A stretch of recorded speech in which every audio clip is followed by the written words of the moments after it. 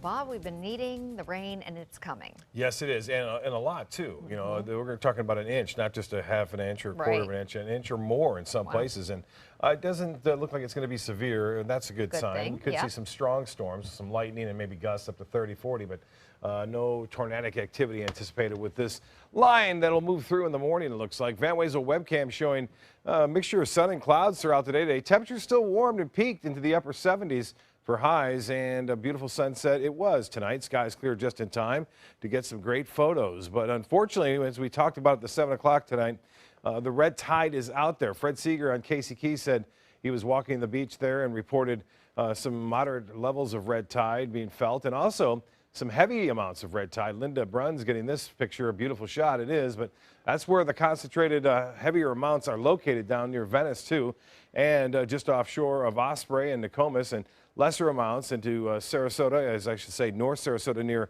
New Pass and Big Pass, also up into Longboat Pass. We're getting medium concentrations of red tide there, so it's still out there, and with the waves kicking up and the winds kicking up a bit, it could still be a problem along area beaches. It is spotty. It isn't all that concentrated across a large area, but it is spotty and it is strong in some places. Big area line of showers and storms, embedded thunderstorms within this mix. You see it slowly inching closer to our coast, and that's going to be the case throughout the day on Wednesday. It'll be slow moving, and that means we'll see some moderate to heavy rainfall, which will give us some pretty good rainfall totals here along the Suncoast. And we had some fires around Charlotte County earlier today, and some of that moving on as far as the smoke goes, the smoke plume right into our area. This is not rainfall that you see here. Again, some military exercises going on in the southeastern Gulf, bringing some of that reflectivity our way.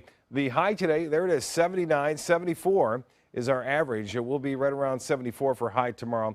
And behind this storm, we're not going to see real cold air. It's going to get cool tomorrow. Highs will only be in the low 70s, but then we'll warm quickly back above average as early as Thursday. Well, we're at a deficit for rainfall for the year, nearly 2 inches below average. And as I mentioned earlier, we could see the possibility of 2 inches in some areas tomorrow. 68 degrees in Jacksonville, 68 in Orlando, 70 now in Miami, 75 in Key West. So it's still warm across the region, upper 60s to mid 60s near the coast, 70 in Mayaca City, Northport, you're at 70, and 68 now in Arcadia. Well, the winds will be generally out of the southeast before the system arrives, and then it'll switch around more to a westerly direction and northwesterly direction, which will bring those harmful impacts of the red tide onshore for late Wednesday. Well, the upper level low spins off to the northeast. The surface reflection kind of spins right there in the western Gulf of, the eastern Gulf of Mexico, and then eventually travels out into the Atlantic, pushing away. So we will eventually see some drier air slip in. Rainfall totals from some of the computer forecast models showing over an inch to an inch and a half in some cases near Northport and Inglewood. And it looks like that we'll see the best chance for heavy rainfall will be in the morning, early afternoon, and then scattered showers throughout the late afternoon on Wednesday and into Wednesday night and Thursday morning. I mentioned that dry air. There's quite a bit of dry air in the western Gulf of Mexico. Some of that could get entrained in the system, and that's the reason why we're going to call for some scattered showers later on into Wednesday and Thursday. Not as widespread as we're going to see tomorrow morning. Southeast winds turn to the south.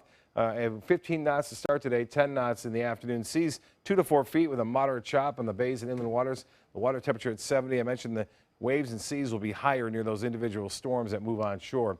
As far as the forecast goes for the upcoming tides for Sarasota Bay, there they are, low tide at 4:57 and a high at 11:46, and another low tide at 3:48. Well, the extended forecast calls for this 100% chance for rain, some of it heavy at times Wednesday morning, and then a 30% chance for scattered showers throughout the day on Thursday. Notice those temperatures, though.